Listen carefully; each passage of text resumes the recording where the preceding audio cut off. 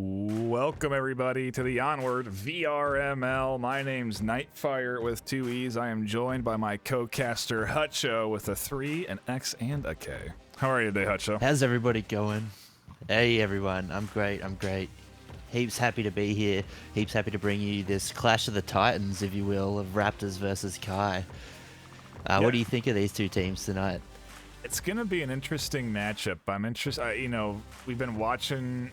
I at least have been trying to keep a close eye on this Raptors team. You know, a good story, a good motivational story for all new players coming in this season. Raptors, a team that was just created in Season 10, have since really come out the gate and been performing pretty well so far in Season 11. They've had, I think, 1 loss out of the 3 games they've played. And so I'm very interested to see what this Raptors team brings to the table. And as for Kai, I'm not really quite sure what to expect out of them. Yeah, Kai's been going really hard too. They're actually undefeated this season so far, taking out 2 top-tier teams in SEAL Team Bravo and Amber.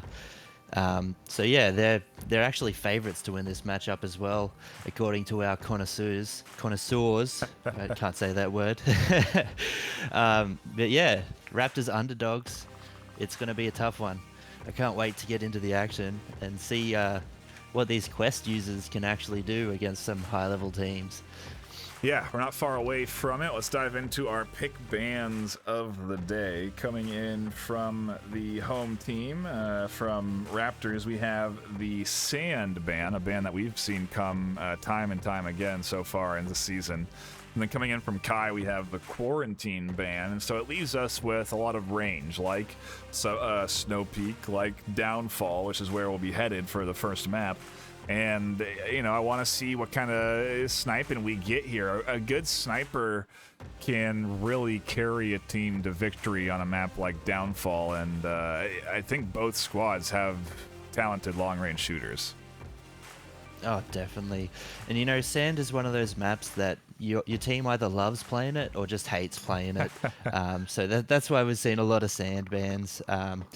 Also, you know, you could argue the point that you want to play Sand because these veteran teams haven't had as much experience on them, being a new map to the pool in this first 5 weeks. So it's gonna be sad to see this one left out for this game, but hopefully we can get some other tighter maps on there. I know Raptors like playing on those tight maps where they run around their corners. They're just so fast on their accuracy, their point and shoot, and yeah, we've got to see what Kai can counteract that with. But I know Smithy FC, if he's playing tonight, which it looks like he is. Yep. Sorry, it looks like he is. He's one of the great defenders I've noticed when playing in games. So I think it's going to be a head-to-head between those fast runners and then those really strong defense between these two teams. Yeah, absolutely. And, you know, Downfall has some new objectives on it, so to speak, that are... and some new spawns that really lend themselves to that sort of quick action that you really wouldn't get in Season 10 on this map. You know, you get a little bit more variety in terms of the short and the long range on this map, and it is really fun to see how teams react. To see teams play aggressive on Downfall is always something I love to watch, and I would expect us to see it here today, at least in this first round. You know, USS Quest, definitely. Also an interesting map. I want to see how these teams duke it out on. You know, it's been featured quite a lot on in league play so far, and so maybe that's where we're head for map number 2. But that's up for debate, as Kai will be choosing that one, and who knows where they'll want to take us. Maybe the Snow Peak. That's also been a map that we've seen consistently played, but either way, it's been a long day full of action for some, because we do have a game live on VRML 1, obviously, the Peacekeepers versus Jiggles game going live right now, and then they'll be coming in right here for you know, continuation of action with Raptors and Kai. It's a good Thursday, Hutcho. No, it's been a great week. All of the top teams going head to head. It's going to be really interesting just for me to watch back. I obviously haven't been able to watch all of them coming here today, but I get to watch one firsthand and live, so that's even better, I'd say.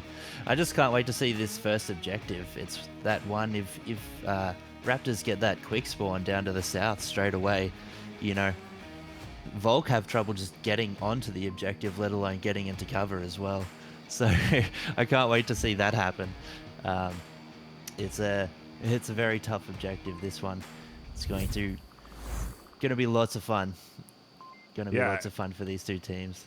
And, you know, even when we talk about, you know, Sand, obviously a new map in the pool, USS Quest, a new map in the pool. What I also do love seeing is that we also have, you know, like I said earlier, these new objectives, even in old maps. And so there's just so much more variety this season than there ever has been. And on top of that, a bunch of tons of new teams joining. The player base, I think, has tripled since Season 10. So really just the start, if anything, of this league and its growth. And it's exciting to watch as we do, you know, get teams like Raptors quickly climbing the ladder. And I think we should be getting into this game shortly, as me and Hutcho have, I felt like, bought plenty of time for both of these teams to ready up. I suppose we can look at active rosters coming in from Raptors. We have VR Marksman, FG Soldiers, Def Redux, Distorted, and Massino. And over on Kai, we have Etch, Basslappa, Phonics 6161, Smithy SFC, and Engage. Both classic rosters for these two teams. Yeah. These are the starting five that you usually see coming out. So it's good to see everyone's here and ready for the action. Yeah, just wanted to say, while we've still got the time, Raptors, when we say climbing the ladder, this season with these volatile scores, they're actually coming first right now. So well done, Raptors, going up against Kai at 38. But that said, it is week 3, and, you know, they're prone to change very rapidly, according to a win or a loss. Well, I mean, It'll be interesting to come week 4 or 5, you know, see where everyone ends up with all these new teams. Yeah, and you know, even now, if Raptors lose this match to Kai, it's certainly going to be a significant shift in their rank because of that NMR Yeah, definitely. adjustment. So, yeah, nothing is safe in these early weeks, but yeah, I guess take a screenshot and you know, cherish the moment that you were at the top of the ladder, because who knows how long it will last. And we'll see if Raptors can continue to find some good W's as we do hop into round number 1 of map 1. Yes, sir. Luckily for Kai here, they didn't get the quick spawn to the south. So it's going to give them some time to get in position, but we'll still see that they will be definitely worried about that southeast dunes hill there as Etch and Smithy head down that direction. Yes, indeed, that ravine push coming in and some early defensive smokes coming out just to guard. I'm not sure what, as that smoke does get thrown into the middle of nowhere. Shots coming from Massino. Soldiers as well, confirming the rotation from Engage up onto the north. An early kickoff for Raptors as they do find that first kill of the day, and exactly what they're looking for. Distorted and Etch here, about to come head-to-head. Etch making it inside of the North Marsok building there, right as Distorted peeked over the mountain. Basslappa, though, picks him up, suppresses him, holds him back. Right, one going to North Hotel, so I'm going up the hill towards North Hotel.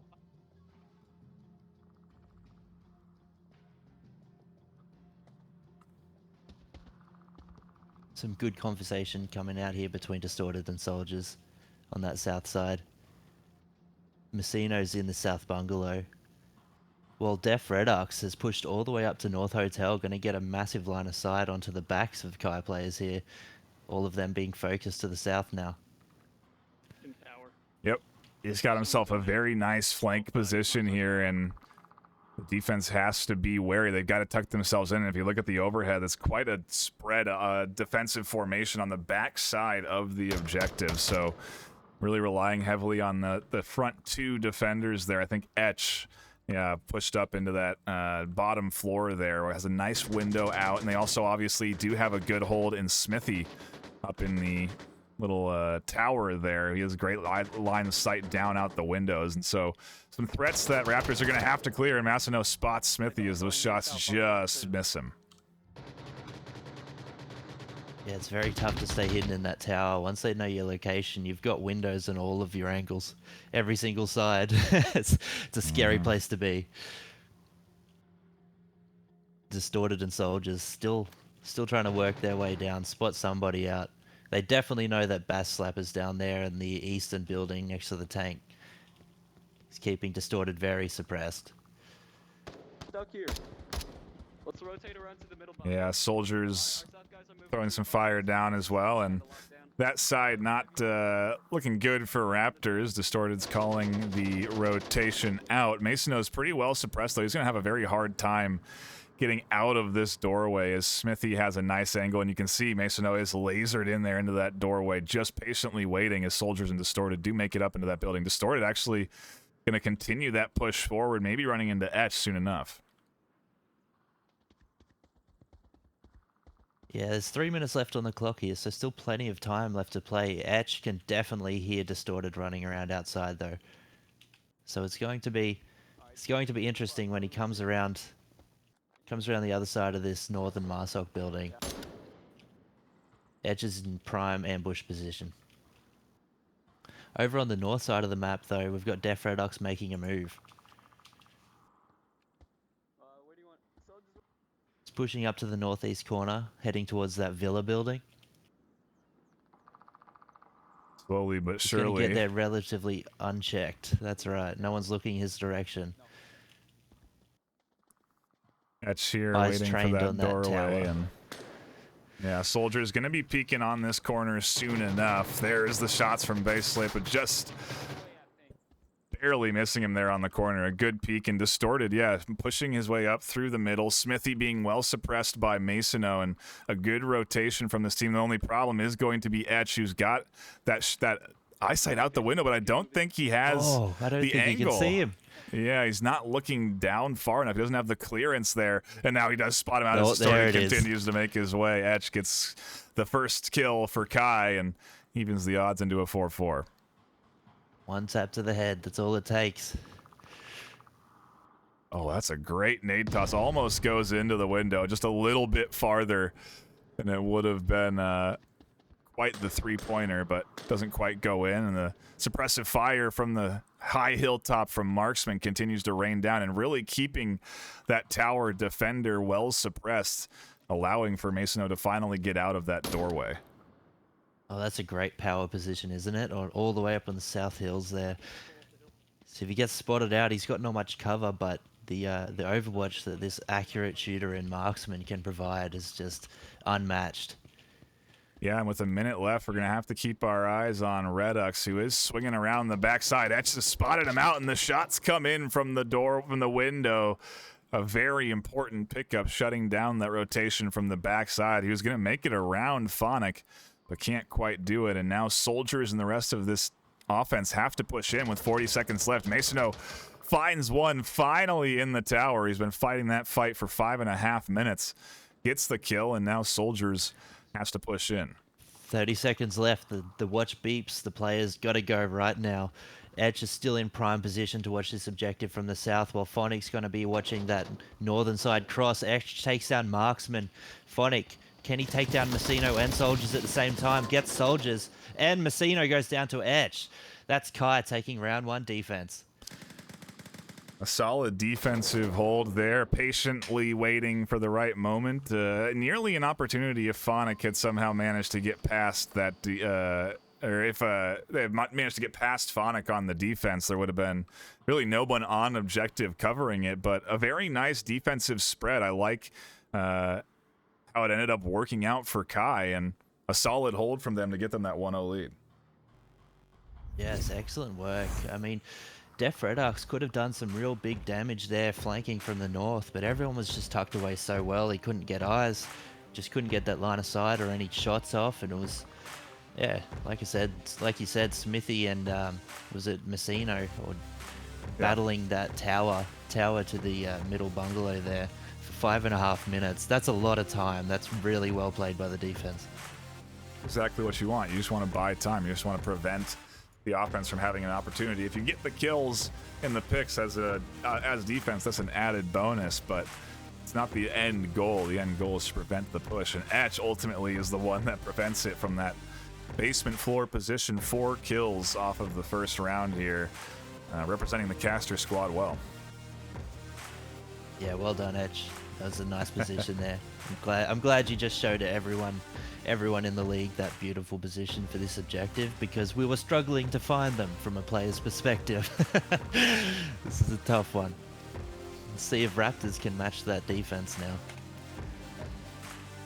Indeed we will. And it's we head interesting into round 2.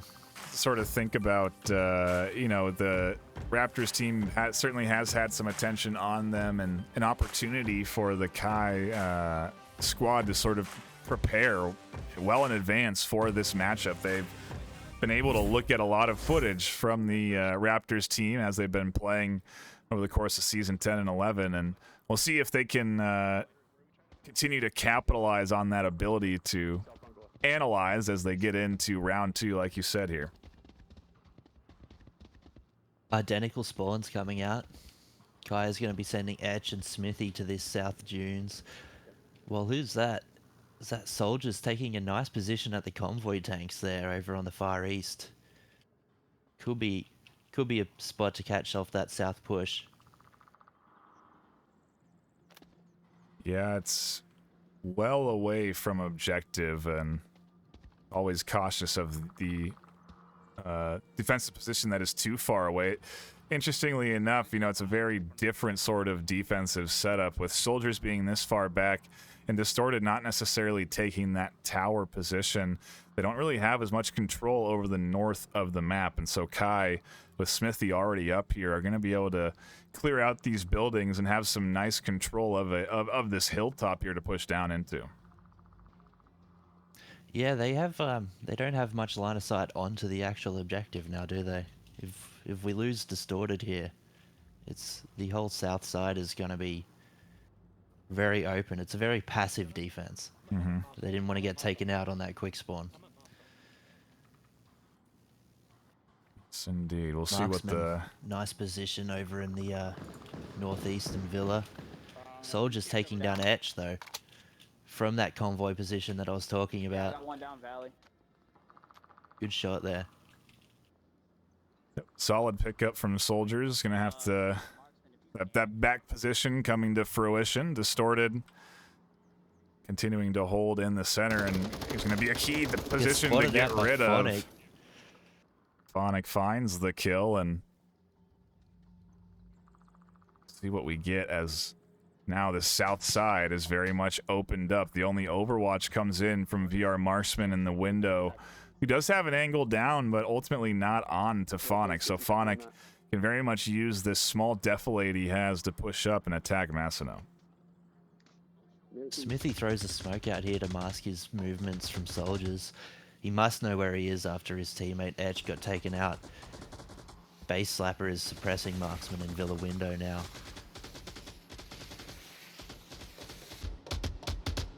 Yeah, I mean, this is the push that will be coming out soon enough. The suppressive fire to keep Marksman down. Phonic inching his way forward up through this defilade. He's going to be able to avoid the line of sight of Soldiers and ultimately Redux, because everyone is focused up on Smithy. All three lasers dialed in. I love Downfall for the terrain variety with all the dips and nooks and crannies. You can actually traverse the what looks like to be a nice open map, you know, relatively unseen just by getting low and going. Phonic doing a great job of making his way to objective here unseen. He's getting very much danger close. Engage in the meantime has swung around to the backside and is working his way up to Marksman. They want to get rid of that Overwatch position. And if they can then install Engage there, it's going to be a great spot to have to suppress Massino. And he does spot Marksman peeking there in the window, so Engage very well aware of this defensive position from Marksman. This is very dangerous for Marksman right now. Engage sneaking up on him like a snake in the grass. And he's being suppressed, so really being forced in. The audio fire coming in. In the meanwhile, we got to keep an eye on Phonic, who has made his way into that front building and tossed some smokes out onto OBJ. Maybe that's going to alert the defense. The Soldiers has found the kill onto that, or the down at least onto Smithy. He's down, not out. He can still give callouts to his team, but Engage is right on Marksman's heels right now. Oh, takes him down. That's the northeast clear out now. Very little defense on objective. We've got Def Redux over to the east with Soldiers on that southeast. Massino's the last one who can actually put up a good defense against this very close player here in Phonic. Tightly tucked in, and he's right on top of objective, so certainly a spot that the offense is going to want to be clearing when they push up onto this objective. But Phonic, as Massino swings, gets picked up in a very important kill. With 1:12 left now, Base Slappa has to make a significant shift and dive up here to either get Phonic or just try and challenge the center himself. And he has the avenue, actually, because still there's just really not a lot of cover on objective. Soldiers has made the rotate all the way back up to the northeast bungalow there. He knows Engage is there. He knows Marksman went down, so he's come to take that position up, get some good defense. While Messino takes down Base Slapper, squashing that middle push now. It's all up to Engage. Yeah, and 37 seconds left on this this far away from objective. He's really going to have to power through this defense. Soldiers dialed into this ridge, waiting for the peak up, and it very well, well, it looks to be Raptors locking in their defensive round for themselves. We'll see what Engage can do. I don't even think he has enough time to get up to that objective, let alone clear anybody He's going to out. use 10 seconds just running over to it. Yeah, that's right.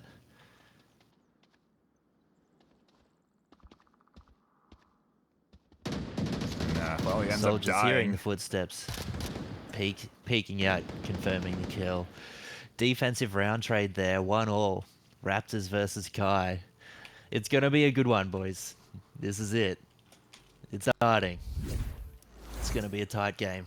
Yep, we are into the series now with Raptors and Kai both one apiece. We're off of the new objective back onto something familiar, and we'll see what we can get out of this of OBJ. Curious to see kind of approaches end up coming through. And I mean, interesting to note that both offenses there taking the full 6 minutes to push up to that objective. And ultimately, each defense having their advantageous spots. They had the defensive setup up there on the from Marksman that did buy a lot of time away from the Kai offense. It really drew a lot of attention in a similar way to Smithy's defense up in the tower, and ultimately the time ticks away. They lose track of it or something happens, and we're tied up here now, one apiece. We did just get the raid as well from Onward VRML, and so they're gonna get if you're coming in from there, you're getting a long day of Onward, that's for sure. You're basically coming in fresh. Just tuned into a ripper matchup here. No one spoil the ending of that other game for me. I still have to go back and watch that, okay? Thank you. I'll be not looking at chat from this point on.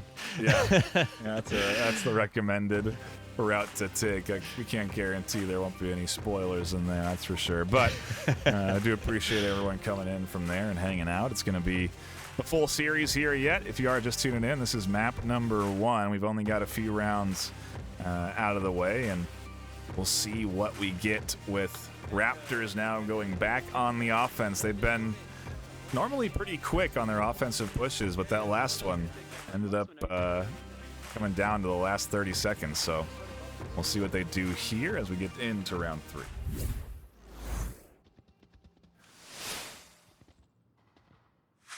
Yeah, Raptors spawning in the southeast of the map.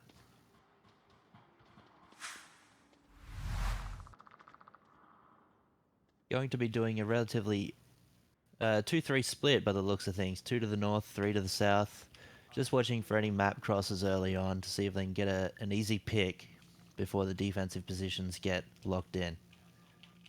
Yeah, this is a little unique in that they aren't investing one immediately into the ravine push. Typically with these sort of east side objectives, teams tend to invest a few folks down into that ravine control. You eventually go get that White House. You have some shots down in to some different defensive positions. But if you look at the overhead, it's actually 3 up in the north, which I don't think I've seen in a long while. And then the 2 still kind of here floating in almost the center where eventually they'll push up from. And I'm really interested to see what this Raptors attack ends up looking like. Yeah, that's right. Usually the north is left more for an overwatch/suppression position, as it's really hard to cross down the hill without being seen. So Def Redux taking that north hotel position now. Gonna see what he can find. But Phonic, Base Slapper, all relatively well tucked in there onto the Hilo 2-story house.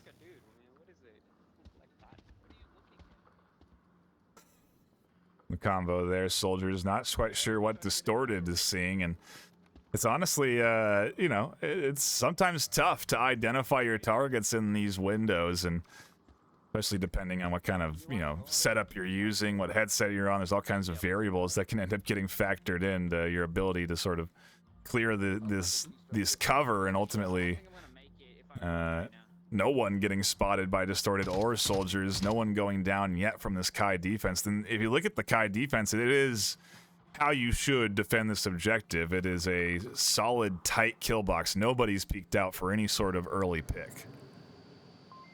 Yeah, as I've noticed Etch has taken another strong basement position here in the South Brothel, looking directly at objective. I haven't actually thought to use that position before. It's a really good one. Engage sitting on top of him, able to watch to the south, and we've got Base Slapper and Phonic here on that Hilo 2-story with Smithy in Center Hotel. Everyone very, very hidden from that east side of the map. Yep. Raptors are going to have to do their work to spot out these enemies and take them down. I mean, they really... Marksman pushing around the south side. Really are going to have to go all the way up to that objective before they run into this defense. And, you know, that is sort of something that this Raptors team can deduce if they are paying close enough attention. They're not finding any early picks, so that means that no one's really exposing themselves. They're all obviously tucked in and holding tight angles, so see what happens. Soldier's certainly getting peeked at there, is that he can be spotted out by both Etch and Engage over there in that building. Yeah, that's right. Soldiers is he's going to expose himself right now as the cross comes out, but he gets the information of the South Brothel push. If he relays that to Marksman, Marksman's actually got a perfect angle to attack that window. Just needs to wait for Engage to expose himself. Yeah, and I think he might be waiting quite a while, because I know Engage, from where Engage is, he's tucked into that corner specifically, holding that angle specifically out that window. He can't be identified by Marksman because of where he's tucked in, and it's just a very solid spot there to be holding alongside Etch on the bottom floor. They've got double the coverage essentially on these crosses, and while Soldiers has made it across now, yeah, that's where Marksman's going to shoot at. Engage actually just makes a call out that he downed somebody from the Raptors offense, so they've got an inaccurate kill count already. So that could come back to bite them in the end of this round. 130. Yeah, we talk about the round timer obviously being a bit longer now with Season 11. You have 6 minutes on that clock instead of 5. But even then, we've really been coming down to the last few minutes here in both of these offensive pushes. And now again, with the last minute ticking down here, Raptors are going to have to push in. And this is when things get real challenging. Soldiers getting close now on the north side of this west road. About to run into Phonic's line of sight. He is checking there periodically, but not quite Phonic ready spots there. him out, misses the shots. No, he takes him down and gets the kill. First pick off from Kai here. Raptors down to 4 players. 35 seconds left on the clock. The move needs to come now with Base Slapper. Takes down via Marksman. Etch takes down Distorted. Messino has made it inside Center Hotel. Takes down Smithy. While Def Redox is on this west road. He's going to run straight into the same line of sight of Phonic as earlier. He sees his down teammate. He does have cover behind the wall, but as soon as he moves, he gets taken out, and Etch picks up Messino for the round elimination victory. Kai, very strong defense again. Good solid hold from them there. Gets them 2-1 lead now, and yeah, that kill box ultimately coming to fruition. It's a strategy of pushing at the last minute that really has to be well practiced and well honed in, and I think requires a little bit of utility. We haven't seen any smokes, flashes, or nades come in yet in this series, and that certainly would have been an opportunity to smoke and deny vision on any one of those defensive positions that they ultimately ended up getting shot from. So again, a solid hold from Kai, but surprised to not see any utility yet. Yeah, the difficult thing is you can spend 5.5 minutes on this map without even seeing your opposition. Then it comes down to those last 30 seconds. You have to mentally guess, make a little mental map of where you think they are, and hope you're right, because when you're running in with 30 seconds left, you only have time to check 1 or 2 angles on the way to objective. You don't have a choice. So that kill box defense has been very effective so far this series. Yeah, some teams though don't deploy this strategy, and so I want to see if Raptors end up having a similarly tight sort of kill box setup, and even that setup, you know, I've seen before. It's very much a meta kill box setup that you can put out, but just, you know, you have to be ready for it if you're going to attack, and it has to be something that you read into if you're on the offense. So we'll see. Raptors, you know, there's other ways you can defend that can get you picked, that can expose yourself a little bit too much. And so as we do finally get into round number 4, we'll see exactly what we get.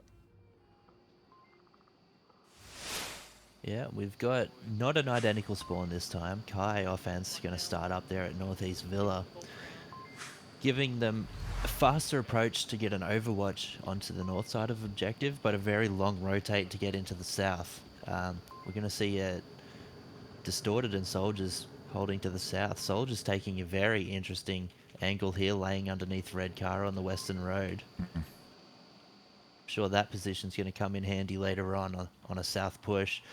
VR Marksman taking that basement of Hilo 2 story. And Messino, Redox, and Distorted all holding around center map behind objective. So again, it's another passive defense, very kill boxy though this time. They have more angles in front of the objective and behind it. Just a better line of sight over that last eastern objective for Raptors here. Yeah, I do remember that defensive spot from Soldiers in the last series that we ended up watching Raptors play in. So if Kai have done their homework, again, like we've talked about, they should be relatively aware of this position, but it is one I very much like. It's got a great angle dialed in right onto that corner. Incredibly hard to peek and frag on unless you're completely ready for it. So can definitely catch out a unprepared Kai push, as they are all sort of shifting into that ravine. And this is what I talked about in the start of the last round, where a lot of teams do prioritize ravine control when it comes down to an objective on the east side of the map. And that's what we see here with Phonic, Etch, and Bass all sitting down here, now pushing forward. That's right. And for those of you new to Onward, I'm not sure if you're aware, but there is no button to lay down. So soldiers better have a pillow on him at this point, because he's laying flat on his floor. You get nice and comfy there, bud. And yeah, like you're saying, we've got a 4 people push down to the south of the Marsok buildings, now coming around to the west side. It's I feel it's one of the stronger ways to take a western objective for sure. It's just you've got to be very wary of a few select locations, like the brothel buildings over there on the far west, the 2 stories, and the Center Hotel. You can get a very good elevation point of view on that south section without even leaving cover of the doorway. So it's going to be interesting to see what they can do. Phonic pushing up to the upper dumpster building, getting closer and closer.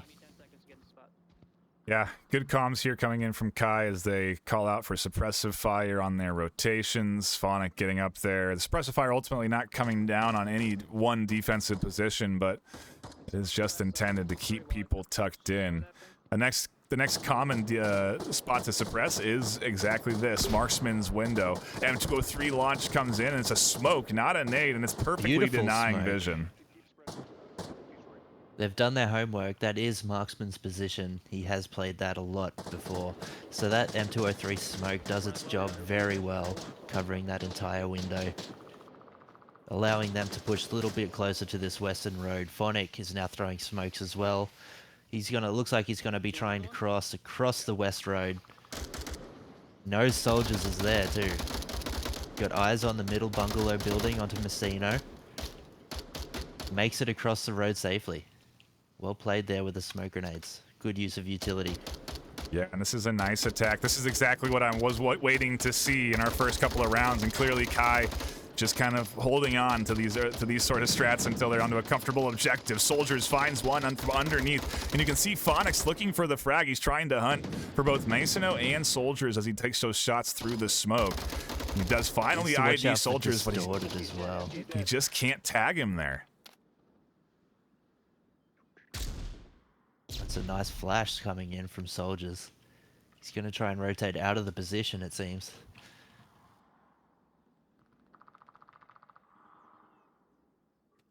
No, it was just to slow down the offensive push. He knows they've crossed the road. He doesn't know how far or how many, though.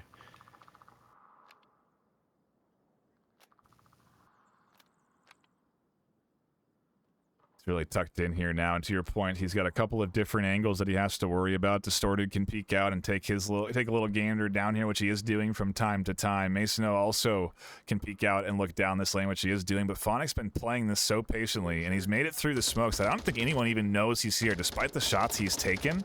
I don't know if anyone really knows Phonic is tucked in here, and Distorted does spot him there in the laser, and Phonic tucks back in behind the red card just in time. Suppressive fire coming in elsewhere from the center of the map, and curious to see what Kai are going to do because they are running out of time. 50 seconds left on the clock here. Engage is pushing down to the east side of Center Hotel towards the helicopter, and he's got no eyes on him right now. Everyone's so focused on the south side of that western road. The only problem is Marksman still has that lane. So he's going to have to make it cross there, and Soldiers has found at least one. Phonic is swinging around. Smithy and SFC have made it up into the 3-story. Distorted could be challenged soon enough. Soldier stands up and finally finds Phonic. He swings and almost scoops up Engage. Smithy SFC charging up the stairs. Oh, no! Team kill, and Distorted wraps it up. Team kill, no!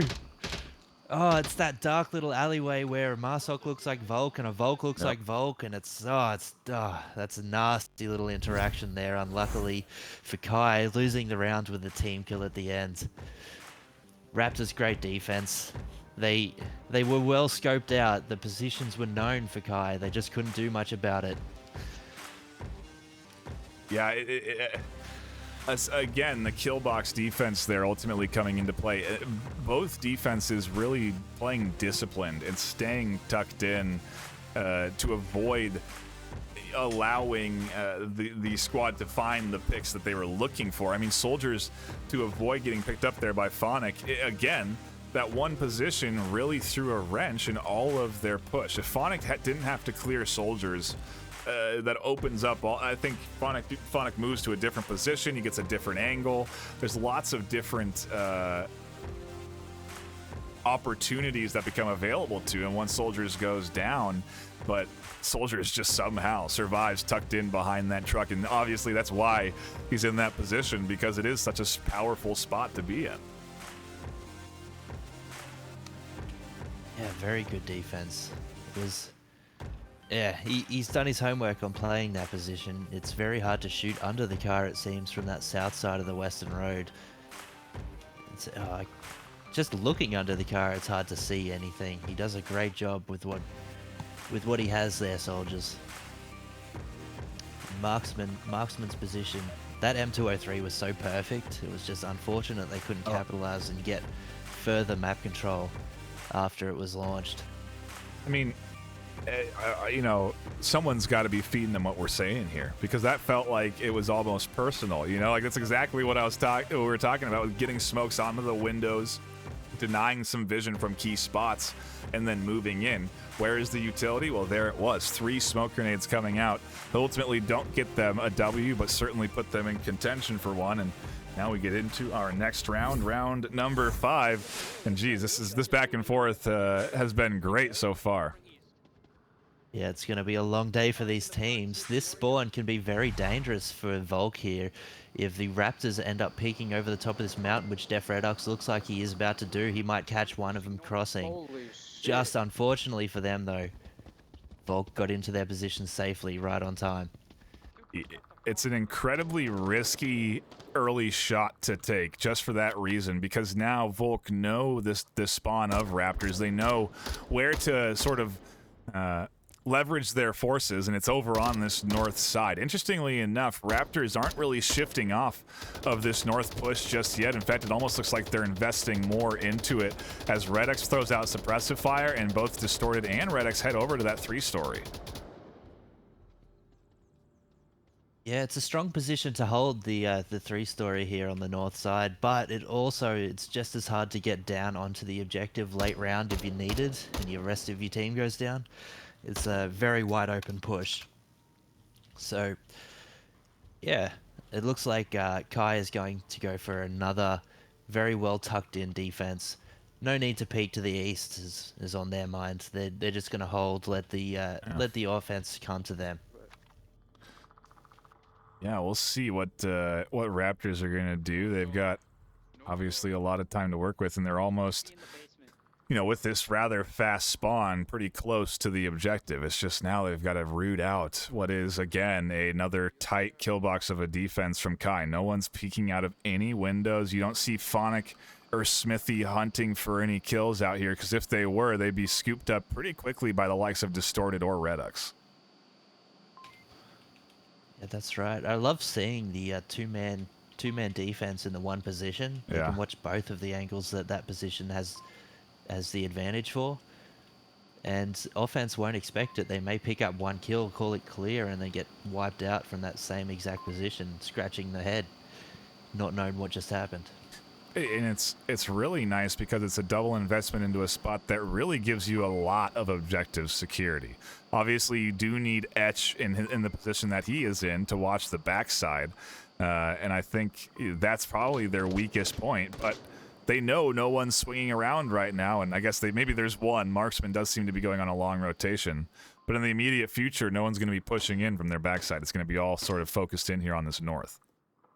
That's right. We do also have Engage watching the western road as well. So this is the other vulnerable point, is that west approach. Because if Edge was to go down, that's a wide open, you know, everyone has to rotate around the line of sight of all of the Marsok players to get back into that basement. But having Engage there just kind of doubles down on the defensive on both sides of the objective. Yeah, it really does. It's a solid hold. It's going to come down to how the Raptors approach. Push. Oh, yeah. Here comes a smoke push on the north side. I don't know how useful those smokes really were, because, again, no one's really holding these angles. To that point, they don't know this just yet, and eventually they'll find out where Phonic is, because Redux is going to be challenging that position soon enough. He takes some shots, ducks in, and now has to go up against Slappa, and he finds him there. He clears out a very important position down here in the crater. Well done there, taking out Slapper. That is one of the main defensive positions here. Most teams will have somebody there. So to clear that out first, with still 2.5 minutes left on the clock, that's a great tactical advantage here for the Raptors, having that north side of objective pinned, and they have direct line of sight into that room where Phonic and Smithy are holding down. And they know there's at least one in there. That's exactly why the suppressive fire is coming down here. It's preventing Phonic from being able to properly hold. And Phonic actually throws a flash. And the push is coming in. Distorted is pad out here on objective. He's looking to punch in the code. No way, this just happened. Distorted gets the cap, takes the 2 points and the map, while Smithy and Phonic were basically smelling him 2 feet away.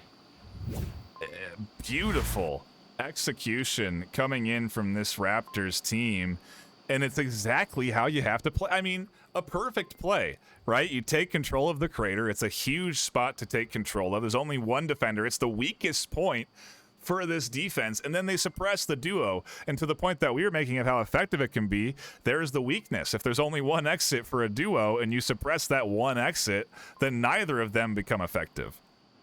That's right. I guess that's the downside to the box kill, the kill formation objective. Whereas if you're not looking at these big open crosses, like I was saying at the start of the round, crossing from the North Hotel down to the crater is one of the most dangerous crosses you can do.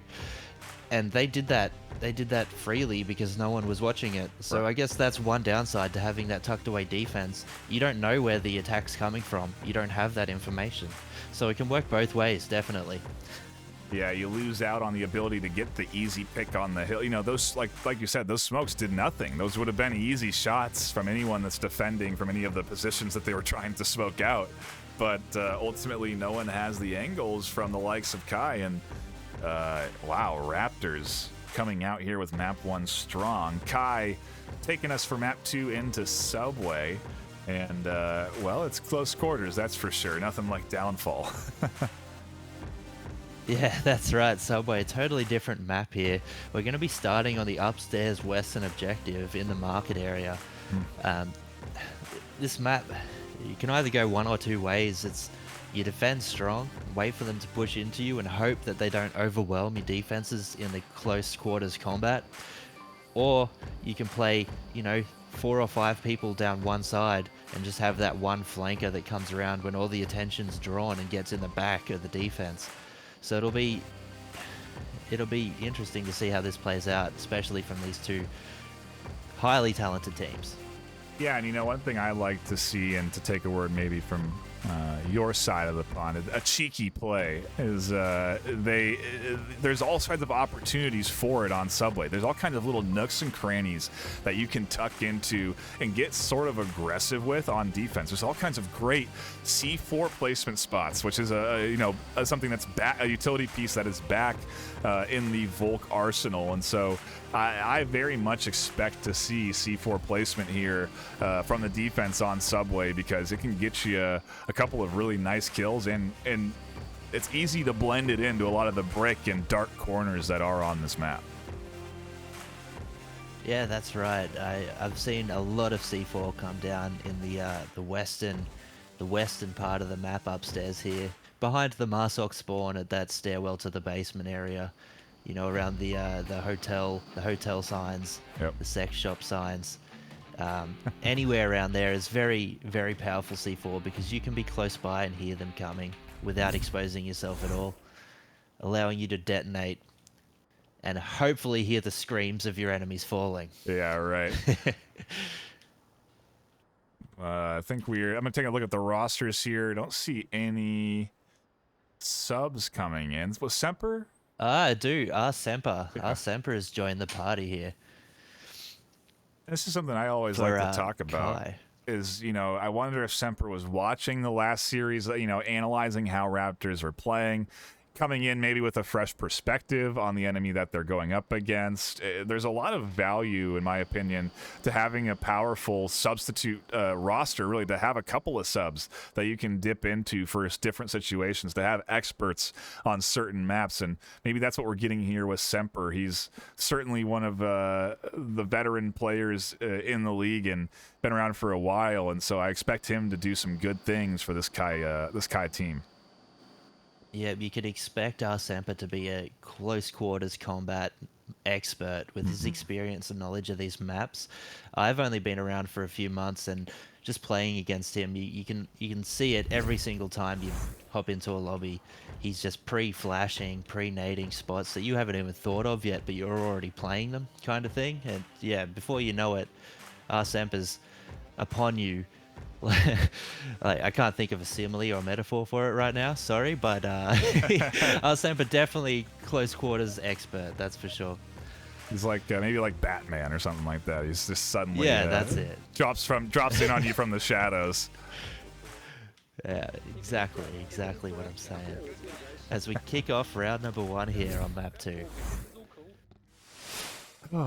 Good series here, and been fun casting with you, Hutch. Glad to have you on the casting team. I know I saw you do one of your first solos on VRML 3 the other day, and love to see new folks getting into the casting roster. So certainly a good one to be along the ride with you for here, is we do get a pretty quick push up from Kai.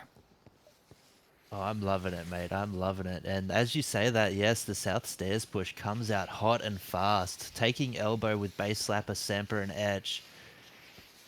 Prime position to start taking the Horseshoe region or this Western Stairs region now. And I'm just going to break this down, what you just saw here. They smoked corner so that Etch could swing around it, get a clear line of sight, and flash the back corner there that Semper now has control of. So all of that, I mean, geez, that's great high-level Onward, and that's the tactical play. They're clearing all the little nooks and crannies, and now they have control essentially of this whole lane.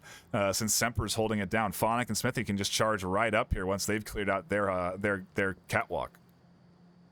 That's right. It may look like nothing, but that tactical play there with the smoke, then the pop flash meaning a support player flashes a more aggressive entry fragger there, right? They flash around the corner, and as soon as that flash goes off, the entry fragger is able to peek the corner right after the flash, minimizing the time it takes for you to throw the flash yourself and run all the way around the corner. He'll have much more time to aggress stunned opponents.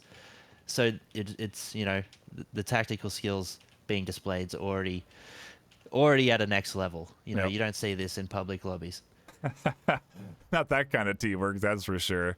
But yeah, and this is what I mean, this is the evolution of Onward. You know, it's where you start off getting good at shooting first, right? Getting good at throwing the dang grenades, because that's the first challenge, honing in that skill. Then from there, it's ironing it out and really finding a team you like and figuring out how to coordinate and work with them. And from there, it's just the sky's the limit, really. And I've never not seen, I've always seen improvement at the high level from teams. And well, here comes the push. There's a good flash coming down into Distorted, and Phonic clearing out. Flash is actually distorted so that he can push down, because sometimes that distorted defense position there will peek and hold this lane. But very tactical clearing of this alleyway. It has taken them 2 minutes. I like what they've done here. Phonic's taken that angle, so Distorted actually has to peek onto Phonic now, allowing Arsamper to push further down the eastern side of that horseshoe entrance and get eyes around to his left. Flash is coming in. Semper finds a good flash there, forces the tuck in from Masono and Soldiers, and oh, that's a good one as Masono dives back into his corner. Semper finds nothing, and it does make it a difficult entry point still for Semper, because now I don't think they have much smoke or utility left. There's the C4. We're talking about the quad kill, or the triple kill. Oh my god. 3 down, 3 down.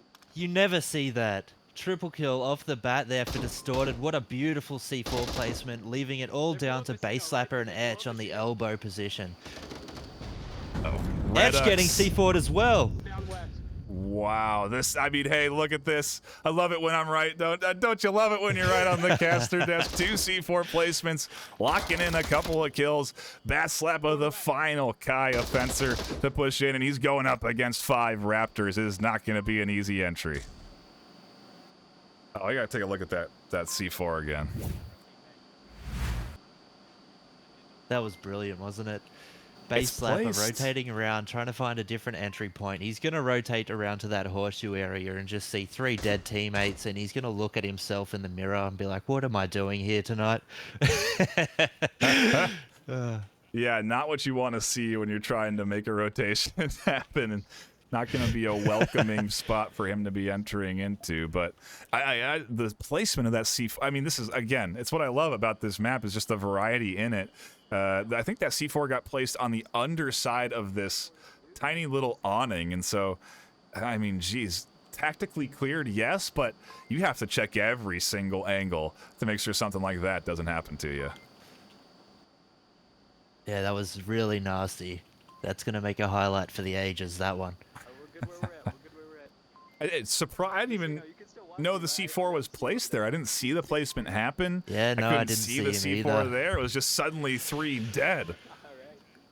Dude, I thought they blew you up. That's why I blew my C4. Smoke comes out. Unfortunate landing for it, though. Tried to smoke off Distorted's position there. Just giving away his position. Flash comes out. Not quite effective, though. I don't know. I think that actually might have caught Bats, because look at him dropping down the stairs here. I don't know if he had his vision there. I think it did catch him out. Put about a 10-second pause in his push, and with only a minute left, that's quite a good bit of time there. The flash comes down. I think just doesn't catch Distorted as it goes around the corner, but the push comes in, and he's got a lot to do here in a 1v5. He finds one. 35 seconds ticking down. He's going to hear that beep on his watch, and then he's going to freak out here. Going to run into 3 people on Raptor's side. Throws the smoke. Kind of just trapping himself there. He doesn't have time to rotate back around to the other side. Gets taken down by Masono. Raptors getting the elimination victory. 4 C4 kills in 2 C4 placements. That's what we like to see.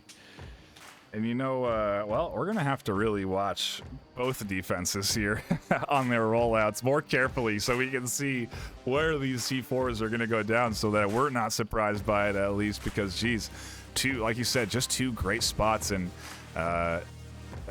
perfect execution from that Raptors defense. What a great way to kick off your map pick too, you know? Or actually, I'm thinking about this. This is Kai's pick, this one. Oh, yes, I have the scoreline wrong on my scoreboard. That's my fault. Oh, okay. All sorted. But yeah, I guess, well, you know, for Raptors to come in here after winning that last round off of a cap to instantly snag that, I mean, the momentum really in their favor here now. And Kai are going to have to bounce back. It's one of the hardest things to do when you're competing at the high level, really, is when you're faced against adversity, when you're having a tough time against the team, is to sort of evaluate why and fix and adjust. And it's rough because Kai's executing so well. You know, we're really, I'm really enjoying the tactical play that I'm seeing from them, but it's just a battle of tactics at this point right now. Yeah, that was a really refreshing bit of teamwork there on the entries from Etch and Arsempa. Just, it was beautiful to watch. It's much better than the run around the corner and hope you don't die kind of approach that we have seen elsewhere. But these two top teams, man, there's something else. It's just a whole nother level. And again, I love to see it out of Raptors because they're going to have a seriously challenging couple of weeks ahead of them. You know, that like we were talking in that pre-show, that 4th, 5th week, that's when things are going to get hard for them, and it's not going to necessarily be any easy matchups there when you're in the top 10. All of those teams fully capable of being champions at any given season, and so I'm really excited to keep an eye on this Raptors team if they continue to win. Certainly not counting Kai out because, I mean, geez, they are looking good too. And I don't know, maybe it's just going to be the top 20 this season that are really going to be battling it out, you know? Yeah, it's going to be tough to pick the master teams for the whoever decides that. That's for sure. There's going to be at least 10, 15 of them this season. No, we can't. All right, we've got Etch has a C4 on his body now. I'm going to Okay. follow him and see where he puts that. You keep an eye. I'm going to watch Semper, see if he has any placements coming in. He's actually going to go with an early flash up and over the ledge. It's a decent flash, but Soldiers tucked in and waiting, and this is a very patient Raptors offense because almost expecting this push out from Kai. Yeah, well, that's right. Arsemp, like I was saying, Arsemp is very aggressive. CQB commander. He went up there trying to get that early grounds, maybe get a pick, but it didn't quite work out for him this time. 3 Raptors awaiting their lunch.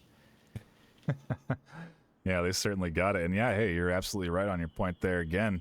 The caster's desk coming through on the predictions, but ultimately Semper not coming through on his prediction on the timing there, just a touch off on the patient Raptors push, and now they've got full control. Redek's going to be pushing forward here. And I got to wonder if, like you've also said, there's any C4 placement here in these dark corners of the hotel lane. Well, Etch is still holding onto his C4, found maybe it. for a later airburst. Oh, you found it? I found it. It's right here on the wall. Beautiful. Right on the corner. That must be Phonics. That's Phonics C4. He's holding the clacker for that one. So Etch has still got one on his chest as well.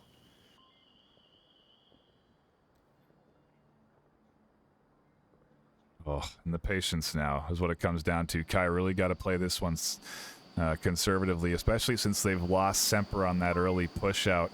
You lose a little bit of coverage on these several different entry points that the offense can end up pushing in through, and it does spread you just a touch thin. You know, they don't have the extra sort of lockdown that you're looking for over on that north lane per se. Since it all comes down to Etch, and Phonic also really the sole defender here of this entryway, but we'll see what happens. Nades Seeing some coming more in. team play come out here. Yeah, VR Marksman throwing some overhead nades while Distorted pushed the alleyway. And that C4 takes down soldiers over in the western lane.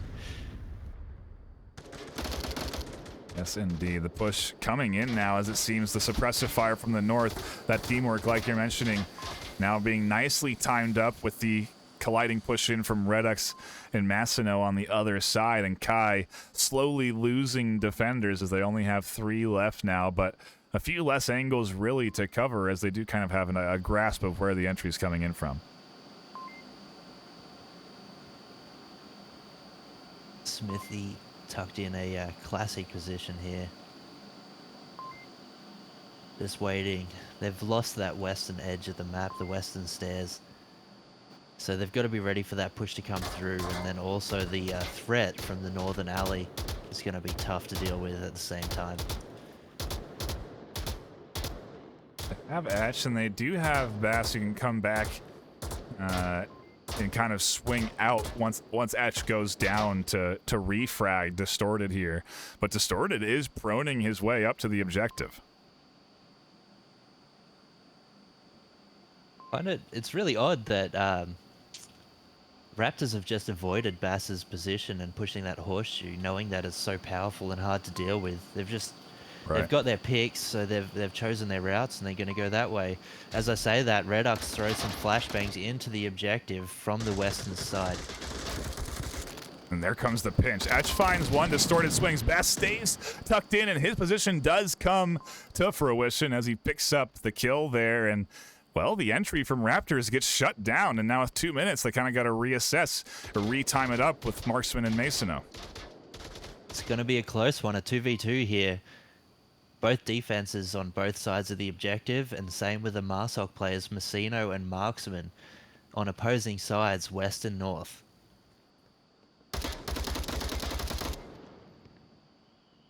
Massino spots out Bass, takes some shots, doesn't quite connect though, giving away his position, hopefully drawing attention in his mind. He went for a fake rotate, made some noise, and now he's creeping back up towards the corner. If he doesn't rotate, it's not going to pay off, though, because now Bass is very much focused on the north. He knows that Masono could be in the south. He's not even worried about getting flanked, and if Masono was on a rotation, he could be flanking base right now, but either way, it's Marksman getting very close to this objective. He's very close now. Takes out Smithy FC. Massino needs to help him out right now. It's a 1v1 now. Jeez. Ooh. This is going to be tight. Now, Base doesn't know if Massino's rotated or not. Right. He's going to fall back, but he needs to keep eyes on this objective. Yeah, if we're not mistaken, Masono can walk up to this corner, pad out, and punch the code in. That's correct, yes, definitely. He's got 30 seconds left. Time to make his move. He's going to do it. He's pushing Here up to the corner. Pads out. It's on the corner. Bass isn't going to push up and check this. Masono's going to punch it in. Raptors are up 3-0. They've done it to him again. 2 caps, back-to-back. Raptors are really feeling it now. Oh, man, and that's again just one little sliver of misexecution from Kai that gets punished by Raptors. I mean, really great trades back and forth to hold the defensive entries, and ultimately Bass drops back into a comfortable position because he is expecting the flank that never comes. The cap gets entered in, and hey, it's a battle of tactics, a battle of reads. What are you going to do? Where are you going to go? And ultimately, the patient play for Masono to stay in that alleyway comes to fruition, and now Raptors really trying to run away with the series. Yeah, I love how Massino made the point to make noise as he was leaving the edge of the corner, but then got down low and creeped back up silently. I don't know if Smithy actually heard that and got the call out that he's rotating or not, but it definitely would have played mind games with Bass, not seeing him push earlier.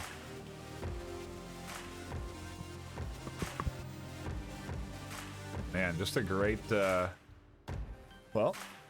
couple of matches, as you would expect, out of some top teams in the Onward VRML. I mean, Thursday certainly delivering on some good action. You get a good matchup between Peacekeepers and Jiggles, and now Raptors and Kai duking it out, coming down to 1v1s. I mean, been a fantastic back and forth between both of these teams, really feeling evenly matched. And to Kai's point, with where they are technically quote-unquote ranked, they are, you know, really proving to be a team that can battle up against some of the some skilled squads like Raptors. That's right. You're in for a treat now, viewers. We've got one of the best objectives in the game, in my opinion. It's the North Stairs subway objective. We're going to get ready for some really nasty North Alley battles, some crazy C4s, and some nades from hell, I'm sure. Yep, indeed we will. We'll have to keep a close eye on the hands of the Raptors defense as we drop in to round number 3. Quick math. Map 2. Got Redux, the sole C4 holder for this objective. Yeah. No, we're good. And you know, one thing I really like is when you're hovering over the Raptors at the start of rounds and all throughout a round, really, they are always talking. They're always communicating, and it's very focused. It's not necessarily joking around or laughter so much as they're locked in to the match ahead. And there's a great flash coming in for Phonic, a great counter flash up over the head from Soldiers, and the quick back and forth right here in the north lane ultimately results in nothing as they all drop back. It looks like that flash, it made the either Soldiers or Distorted there freak out, and he went to throw a counter flash, but it was actually his frag grenade. He just threw it straight over the wall of the map. That's a lot of lost utility there for Raptors straight off the bat. Perfect flash by Kai, who are now expecting them to push that north alley. They're just waiting and holding. Yeah, and to the counterpoint of this, they're already in the basement. Smithy's down here trying to hunt for some early picks in the south of the map. They made their way down here pretty comfortably. Bass has a nice spot where he can go up into the stairwell and eventually get a great angle from that other side of the stairwell down onto potentially the likes of Def Redux and whoever else is defending over here on this south side. But seemingly a good setup so far from Kai. Yeah, that flash drew attention, and they've taken that south platform. It's going to be a nice pinch maneuver by the looks of things. Smithy taking down Distorted. Great shot from across the map there. And that's Distorted getting maybe a little bit too comfortable in the comms. Really, you heard them very vocal over there. A lot of movement as they're trying to suss out what's happening. And Distorted ultimately tries to shift and rotate when maybe he didn't have that ability to, as obviously Smithy finds him a good pickup there from Soldiers as Semper tries to push up. Def Redux finds Basslap trying to come down from that stairwell, and a couple of kills coming in for Raptors. Yeah, it was a very nice posted up position there for Soldiers. He's just exposing his head and his gun over the top of those bins on the north alley. Finding Semper trying to prone around the corner there, staying nice and low and quiet. Now Phonic's going to take that same angle, see if he can make better work out of it. They do need to take this northern stairs. It's very hard to attack this objective without having this alley control. Yes, indeed it is. And Soldiers is here, like you said, dialed in, waiting for Phonic to push up. He's got the angle just over that trash bin. Phonic knows that one person was killed here on this corner. And I don't think he has any utility really to push up here.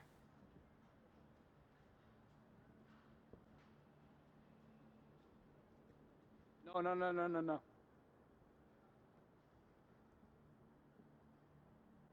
Phonic can definitely hear Soldiers calling out there.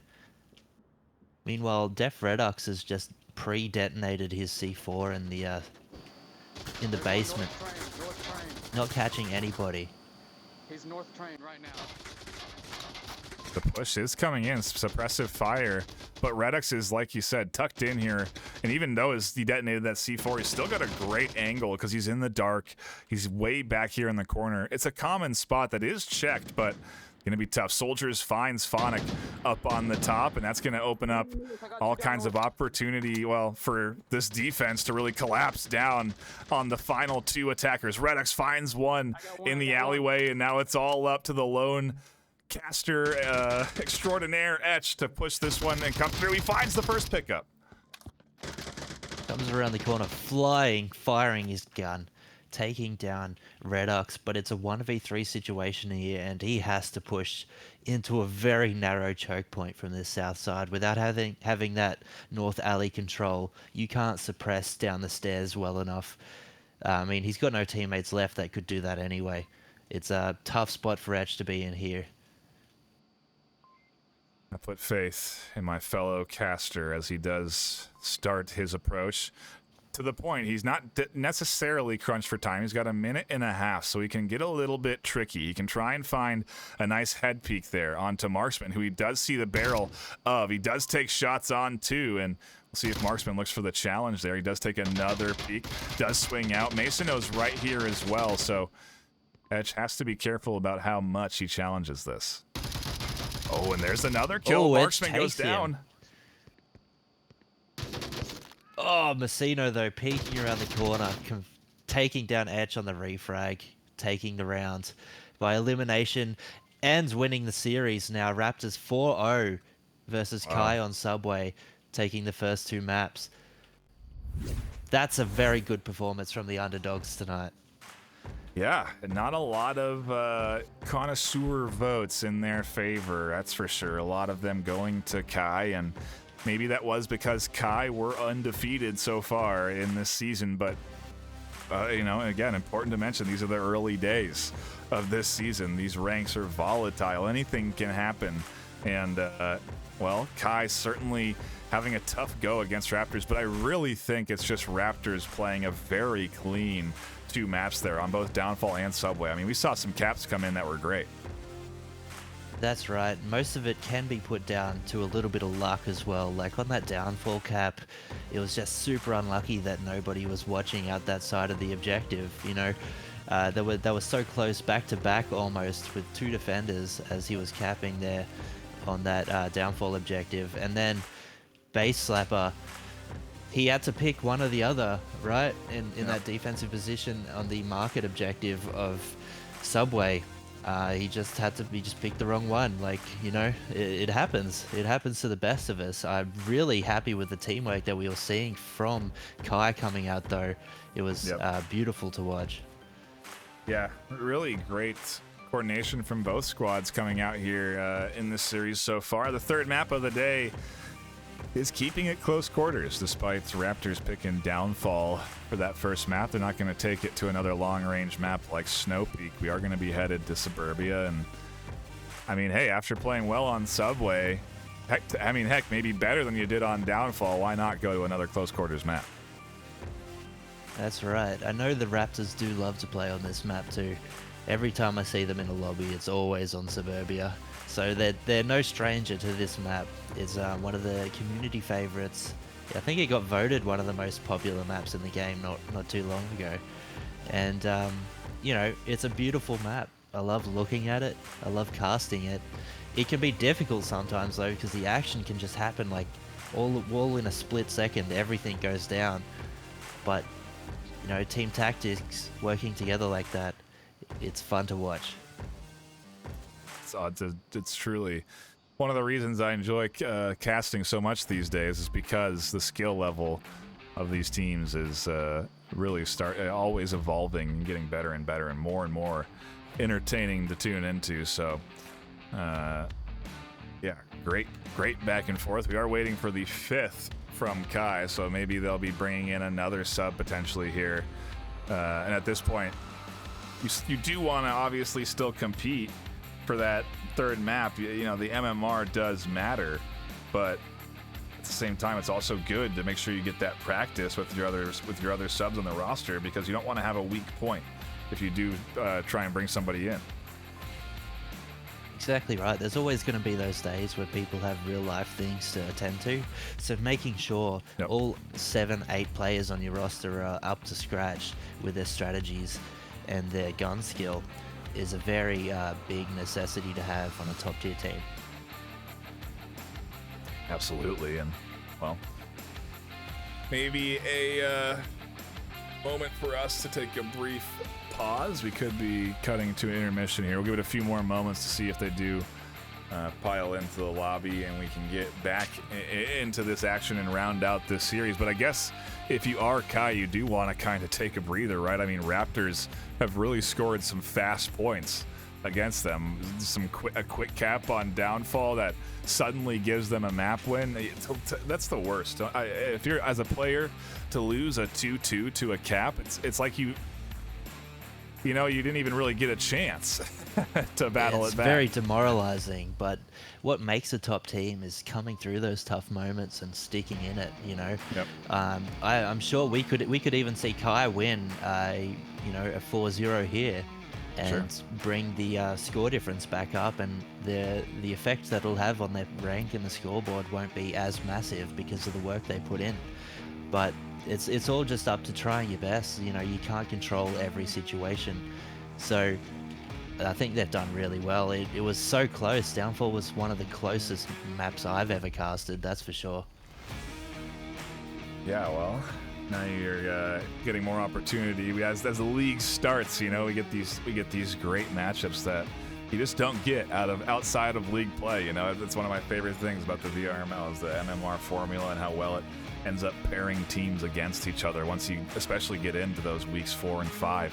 And so I'm even, as exciting as these first 3 weeks of season have been, it's got me even more excited for the later half of it when we really get into the middle of it. For that's when teams start to innovate. That's when teams get comfortable and start to try and do something new that ends up becoming successful.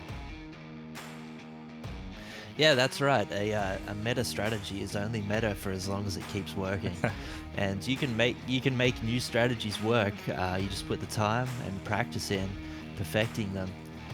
You can create a new meta.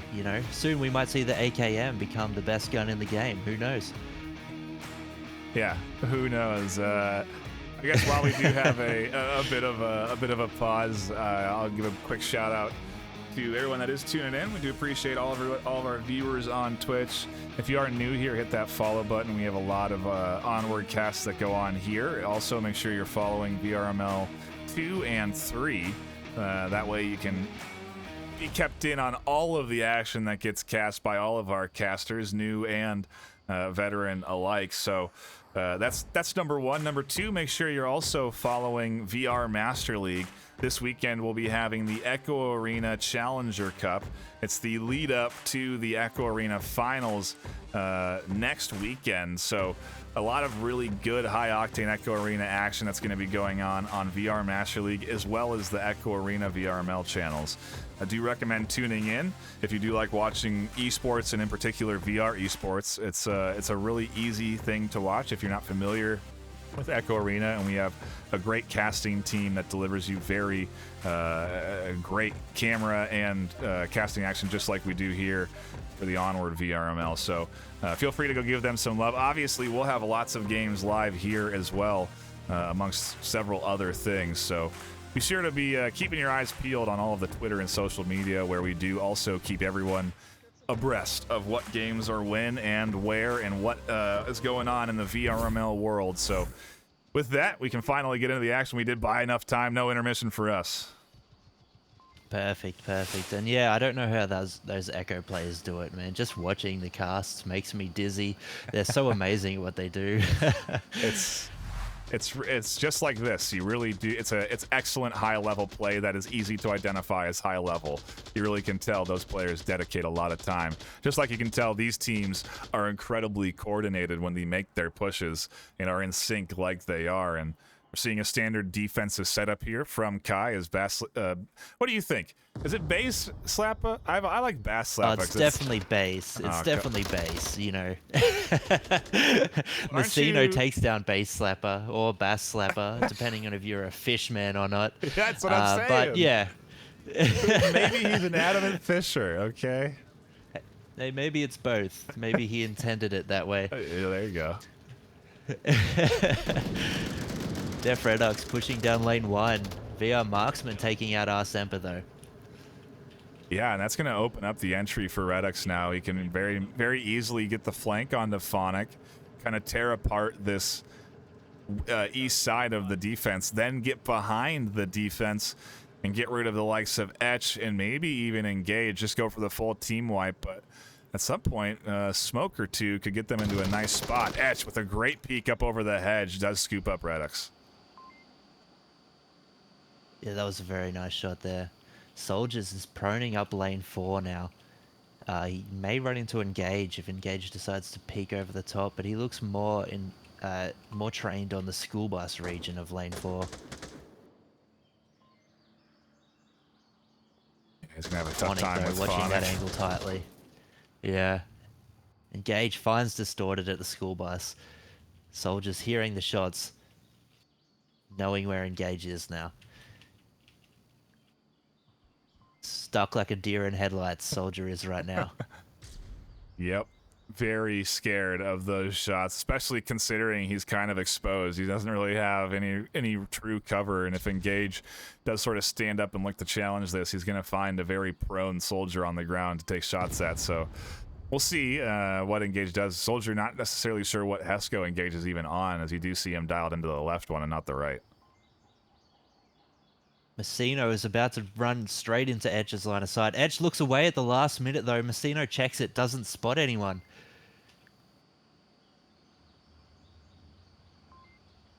Oh, he's going to push it. He does know Etch is there, Oh, and he no! gets him. Phonic gets the refrag. Well, VR Marksman gets the refrag on Phonic. It's all up to Engage over here. Soldiers knows he's here too. He can make the call out. It's a 2v1 in this situation. Now it's down to a 1v1 as Engage picks up Soldiers. Wow. A very quick bit of back and forth there. One trade after another as now we cool down to a 1v1. And Engage has some kind of idea of where Marksman is because he heard those shots before he took down Soldiers. So he's very much dialed in to this side of the map. And he's going for a rotation, which I like, because Marksman's certainly not going to expect the sole player to shift off of a position that he could have otherwise covered. Yeah, I love that move right there that Engage has done. He's got the kill, got the refrags, and he's changed location. If there was one tip that a new player could get from watching this game is shoot and move, never be in the same place twice, and Engage displaying that beautifully.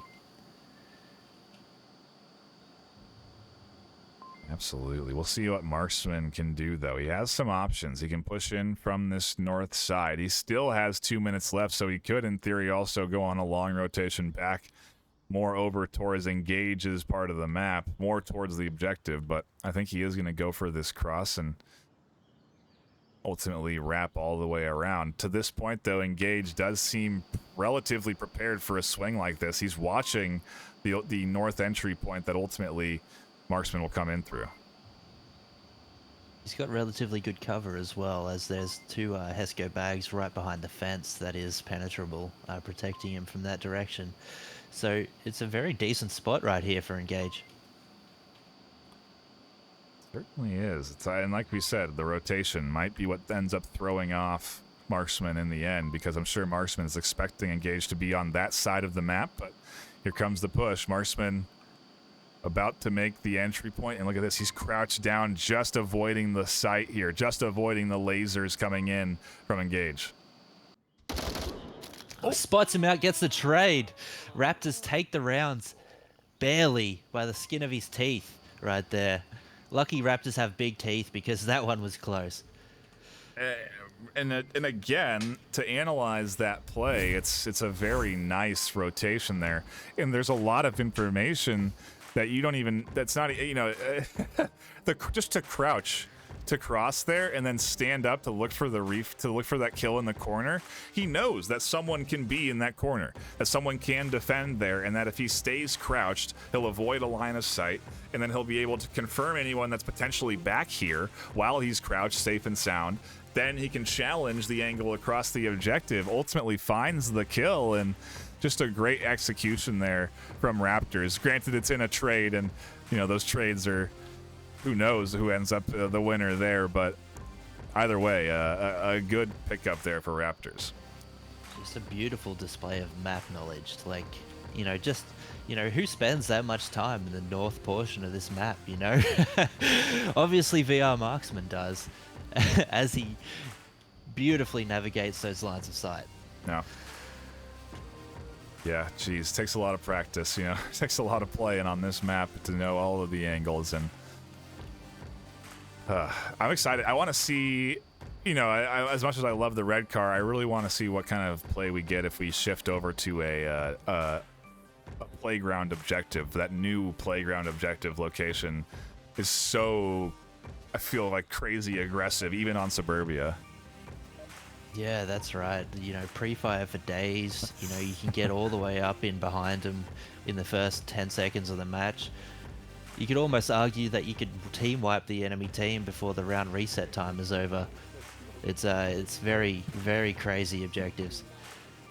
Oh, is that the real thinking man strategy? You're prepared to forfeit if you lose 4 in the first 10 seconds? Let's kill them so fast we have to play this map again, as Def Redux is taking that approach, picking off Engage straight off the bat here in round 2. Yeah, it's tough to get scooped up like that, especially when you're down like this in the series. To lose one so early to some simple pre-fire down a lane is very tough. It's common. It happens, and you have to sort of be ready for it. And even now, you're seeing pre-fire from Phonic as he just kind of dumps rounds through the hedges. Oh, Semper got really aggressive over there in lane 1, taken down by Messino behind the white car.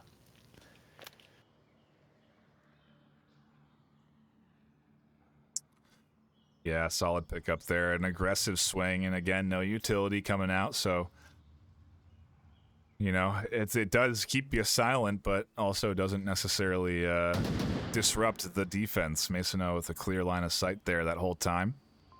Finds the kill. Redux cosplaying as a bush here in the hedges. Patiently waiting for Phonic.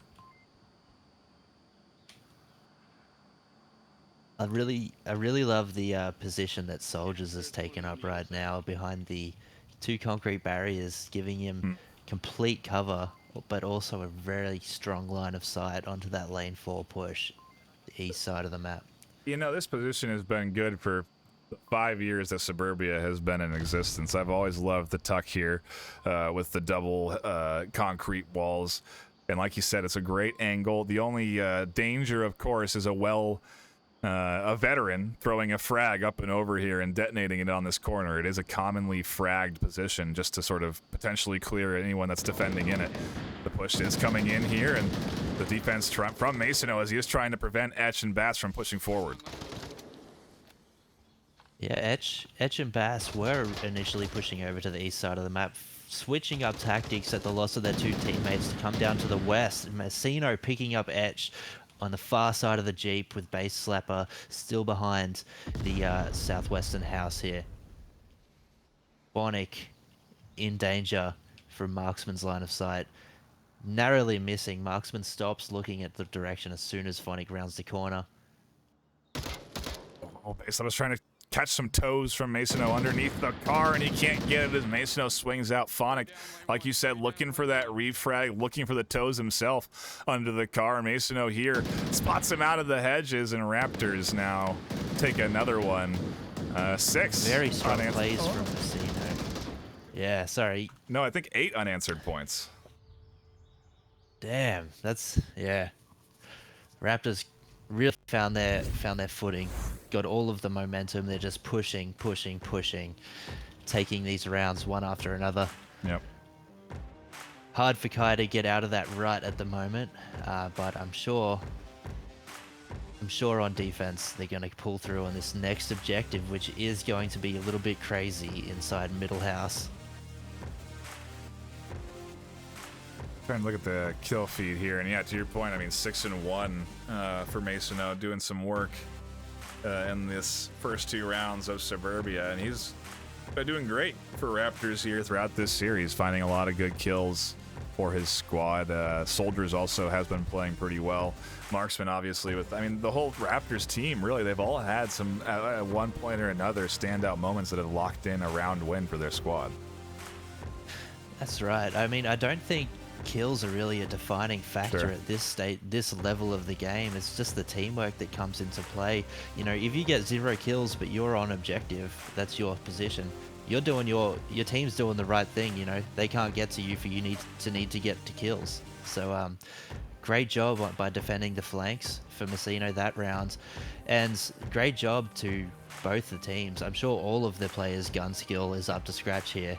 It's just the team tactics that are coming into play, allowing Raptors to take these rounds. Now back into Here we go. Yeah, we're shifting over to a middle house objective. We'll see what kind of defensive setup Kai throw out here. It's a long season. Who gives a shit? I'll figure it out. And some interesting So comms this- there. Of course. C4 gets Yeah. tossed, not where he wants it.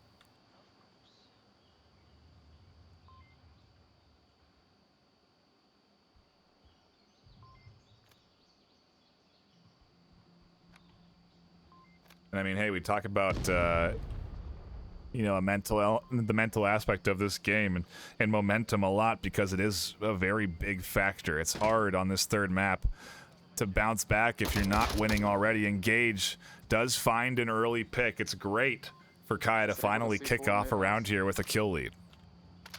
That will be definitely feeling good for Engage right there.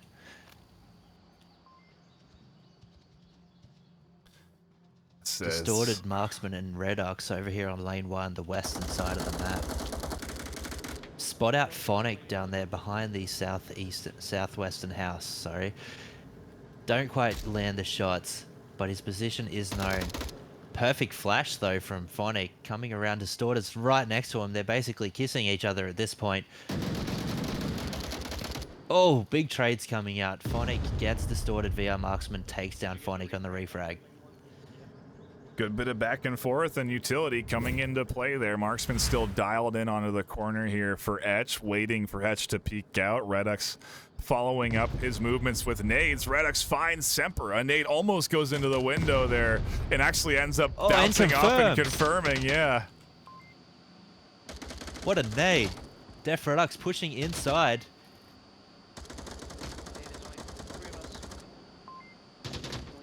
Oh, there's a good Gets pickup. taken down by base though at the top of the stairwell. Kai, Raptors 2v2. And really, this is how the series has been going. Kai, despite losing, have been playing really good. And so, again, it just makes it even harder when you do lose these rounds that you get so close and you continue to lose them and you can't really finally lock one in. And so I'm sure Kai right now very thirsty for this W as they're into this 2v2. And they are set up nicely. They're inside objective building, and they're waiting for the entry from Raptors. That's right. They definitely aren't letting no cap happen on this objective right now. Not again, they say. Not again. We want one round, please.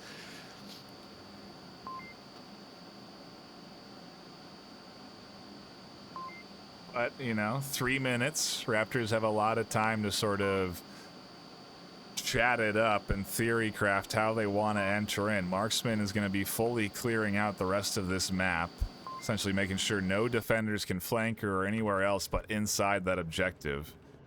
And to the point of... One of the big... Go ahead. I was going to say, one of the big locations here that they will need to clear out is this spawn house to the south. It gives perfect line of sight to cover the stairs and the objective. So I find it really hard to attack this middle house objective, especially from the east side, without clearing out that spawn house first. So it'll be interesting to see if they take that approach or just assume with a proper kill count that both defenders will be on objective. No, it is eating up a little time from Marksman. You can tell he's a little cautious of that building, but now that he's essentially out in the open and not dead, he can make some assumptions. Masino and Marksman both here nicely pinching into the stairwell to try and clear it out. Base stays alive up in the corner, and Marksman takes a nice position to reinforce. And just a great little ring around the rosy from this duo. Yeah, I'm sure Base and Etch are hearing these footsteps and kind of, I want to say, shaking in your boots kind of thing. It's always very intimidating when you know they could run up the stairs at any moment. You've got to be ready. Don't scratch your face. Don't look away. Be ready. And man, they are really looking for base there. Masonneau is going to be, again, just hunting for the angle, and he finally spots it. Down he goes, and is instantly after the kill, he swings up for the double. Oh no, what a couple of kill. kills. Yep. That was so fast. Masino taking those kills like it cutting through butter with a hot knife. That was impressive. I mean, as soon as Round he three. gets that kill, he just dives up there and, you know, instantly gets the double. And that's just, again, a lot of it's just knowledge. It's just understanding of defense to be able to make that confident swing up, to know that once you've cleared that spot, and he's already cleared the other part of the stairs, because that's what he was doing on the bottom half of the stairs as he was swinging around. He was clearing all of the edges of this stairwell entry. And so as soon as he gets base, he knows the other one is going to be tucked up there, and just a great double kill. Very good to watch. Very impressive. Man, that really puts Kai in a tough position here, attacking on this middle house objective to keep themselves in the round, in the map. It's, you know, it could all end here. Match point now, guys. It's going to be round 4, match point, and I want to see Kai. I want to see Kai pull something out, something different out. You know, this is the time to try something new. See if it works. You want to, it's crazy to sort of think about is that we're almost an hour and 40 into this series, and the scoreline is very heavily favoring Raptors. And it's, again, I think it's worth pointing out that Kai has done really well to challenge what is a very good Raptors team playing right now. They have made it difficult for Raptors in most rounds. They have come down to 2v2s, 1v1s, 1v2s. It's been very tight, and so I think they have to look back at the footage and sort of still take the good from the bad despite the scoreline of this series, because it has been close, and it's come down to a lot of last 30-second rounds. That's right, the scoreline just doesn't do it justice, that's for sure. As we see Raptors running in, we've got 2 people going inside middle house on the defense. Defredox is holding a western side of middle house here, behind the sandbags, while VR Marksman swings all the way over to the east, southeast corner behind the APC. They Slapper throwing out some suppressive fire on some double angles so that Engage can comfortably get up into position, and Kai is not taking this one slow as Semper, you know, the expert in quick play, does push himself forward. Not necessarily too concerned about Marksman over there behind him, and that might be his downfall. C4. Oh no. Another C4 goes off from Defredox, catching 2 of them and himself in the process. Phonic is able to get the res on Engage. Probably will be able to get Base Slapper up too. It just wasn't worth it this time, though very good placement. Couple of kills coming in. Soldiers finds one. Engage tries to swing around and can't confirm it before Soldiers gets the trade, and Raptors lock in map number 3, 4-0. A tough series again for the likes of Kai, but a great performance from Raptors. Wow. Raptors really coming through strong there, taking both of those last 2 maps with a very heavily favored scoreline. But like we were just saying earlier at the start of that last round, you know, Kai put in the work. They were playing hard. This is going to be a very difficult competition towards the end of the season. Gosh, I just have to, I mean, I hate to harp on it, but I don't, because Raptors, they're earning this position at the top of the ladder right now. They are taking this W 12-2 at the end of the day, and really even making next week even harder for themselves. If you think about it, they're guaranteeing a very tough opponent in at least weeks 4, 5, and 6. So the next 3 weeks for this Raptors team are going to be a tough challenge, and it's going to be a test of if all of this teamwork and coordination is enough to get them, well, to be able to maintain what is now a spot that they have earned at the top of the ladder. So we'll see what happens as the season unfolds. There's certainly more games to be cast. You can always follow what games will be going live at VRML.com. There's a nice ticker that shows everything from Echo Arena to VRML that is live. You can also obviously follow the social media, Onward VRML on Twitter. We also have Instagram and I think even a TikTok. So if you want to really dig around for it, I think only Echo Arena does, but maybe we'll get something going for Onward, some clips channel or something like that. But either way, be sure to engage on those platforms. It does help get the name out and obviously get more sponsors as we continue to grow and obviously more players, because there's clearly more folks out there interested in playing some competitive Onward. Yeah, I'm not sure how many times Raptors are going to be the underdogs again after this matchup, but very well played for both teams. And I'd just like to say thank you for having me, NightFiree with 2 E's. It's been a pleasure commentating with you. Oh, man, it's like a dream come true, really. Thank you so much, everyone, for having me. Yep, thanks, Hutcho, for being around, and we'll be obviously seeing more of you as it's only the start of Season 11. We have plenty of games ahead of us. Even this week, I think, more games. So again, be sure to follow, subscribe, tune in. That'll be it for us here at the desk. My name has been NightFiree with 2 E's, my co-caster Hutcho. We will see you all, well, probably later this week with more Onward VRML action. See you next time, guys.